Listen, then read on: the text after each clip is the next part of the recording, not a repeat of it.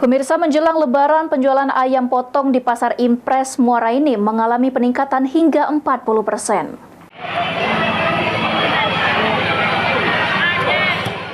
Menjelang Lebaran, penjualan ayam potong di Pasar Impres Muara Enim mengalami peningkatan hingga 40%.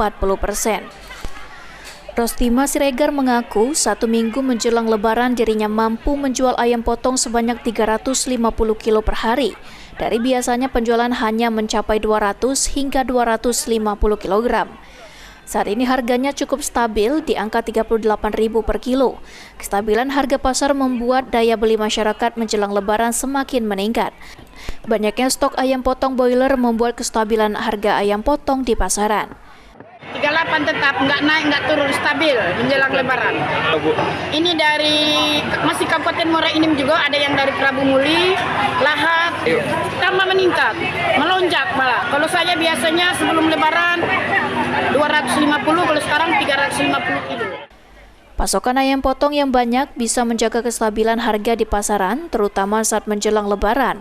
Stok ayam potong sendiri didapatkan dari wilayah Kabupaten Muara Enim sendiri, ditambah pasokan dari Prabu Muli dan Lahat.